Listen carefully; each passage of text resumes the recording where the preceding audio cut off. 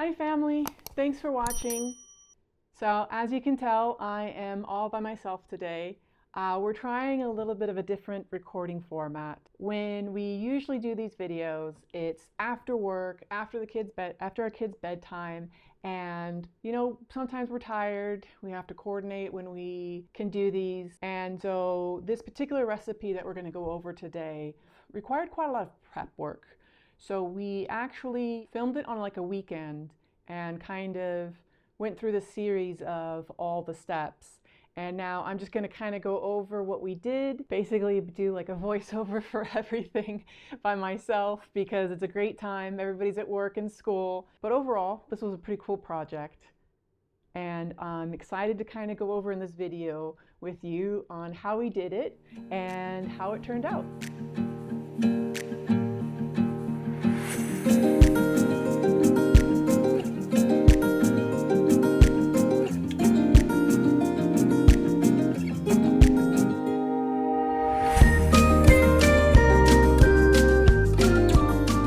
So we made a black mead, or a Bochet. My husband found the recipe online from another YouTuber that actually just looks back at the history of recipes and cooking and was really excited about the concept of this. And it's called a black mead because of the color that it turns out to look like. So you can kind of see it's a very nice dark mead. Now obviously, because I'm recording this after the fact, I already know how this mead turned out. And so when it comes to the taste testing that I'll kind of do at the end, it'll be more about what the flavors actually are and to show you how that side of it turned out and ideas that we might try to change, how we might want to tweak it in the future. So unfortunately, because my husband's not here with me to record this section of the video, I can't really give you the history of the Bochet. That's his wealth of knowledge. And I have like a small window to record this, so I'm not going to be spending it trying to recall all those facts. To start with, the recipe does take a few hours to kind of set everything up and get it going. Basically what we do to get the mead this dark is caramelize the honey. And I'll be sure to kind of cover all the steps. That way, if you want to try to create it yourself and follow along, you should be able to do so. We started with a large stock pot.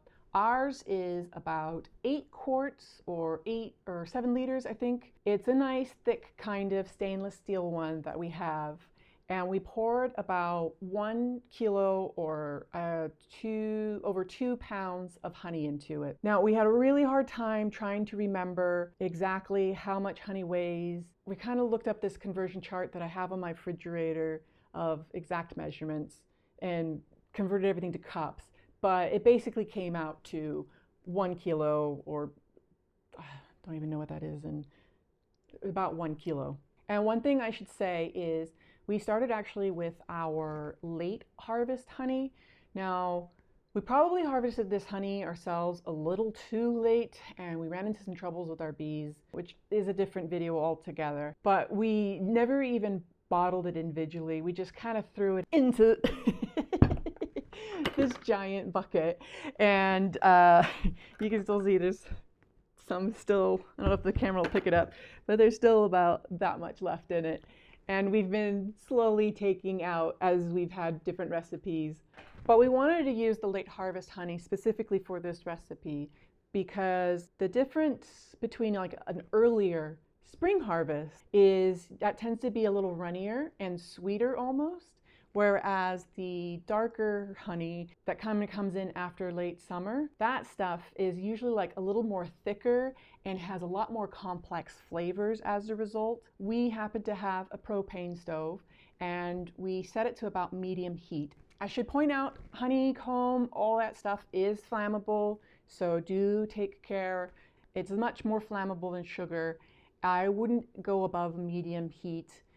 Basically what my husband did was just continuously stir the honey, and he never allowed it to get too high on the bubble phase. And after some time, oh my gosh, it made our home smell amazing. Now you can probably do this stage in between the stirring, or you can do it just before you start boiling the honey. That way you can focus on the honey if you want.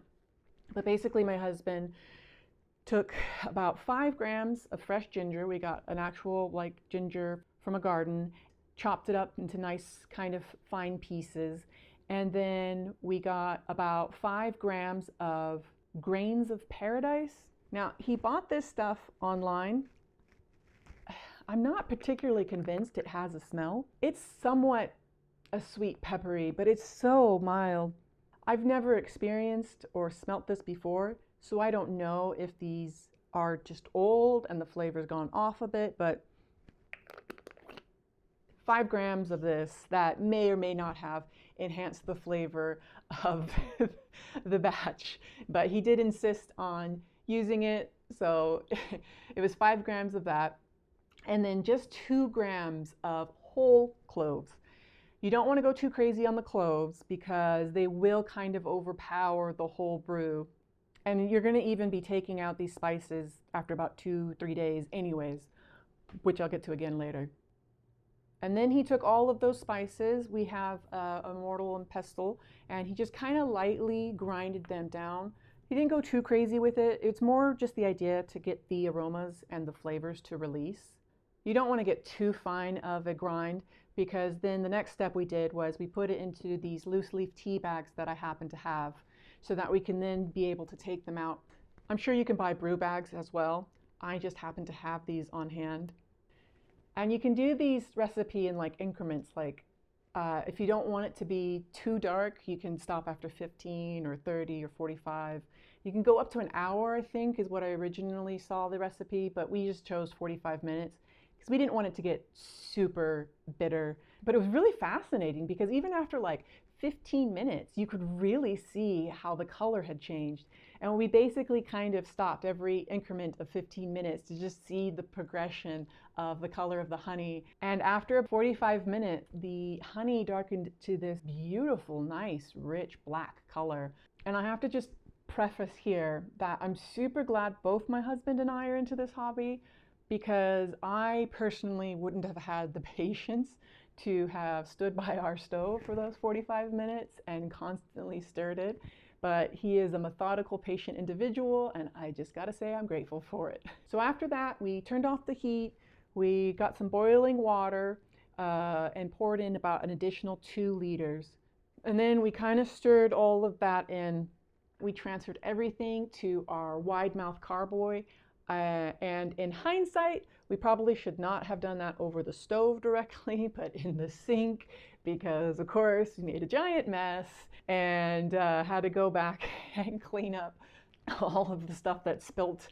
We added another liter of water, give or take, and that just brought it up to the shoulder of the carboy. And then we stirred all of that in and stirred it well. We bought one of these, don't remember exactly what it's called, but it's an attachment that goes to a drill bit, and it basically just mixes your must in the beginning. Now, before we had this, we just kind of basically would shake the jar. But the thing with the must is you really want to shake that well. That's why I love this thing, because it pretty much takes care of it for you. Took a gravity reading of 1.046.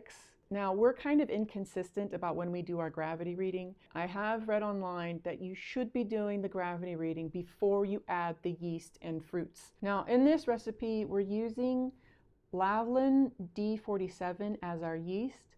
Our reasoning behind it was that it is kind of a neutral, at least it's supposed to be a neutral kind of yeast that is supposed to bring out the flavors of the honey. And since we've gone through a process with this brew to really kind of make the honey taste unique, that's why we chose that particular yeast. But you should note, whatever yeast you are using, to pay attention and follow the directions about how to reactivate the yeast on the back of the packet. Ours in particular said you want to get about 50 milliliters or 2 ounces of water and get the temperature of the water up to about 35 degrees Celsius or 95 degrees Fahrenheit, and then you will mix that together in order to hydrate your yeast before adding it to the must. And just a side note, I found out when you are storing your yeasts, you probably actually want to keep them refrigerated.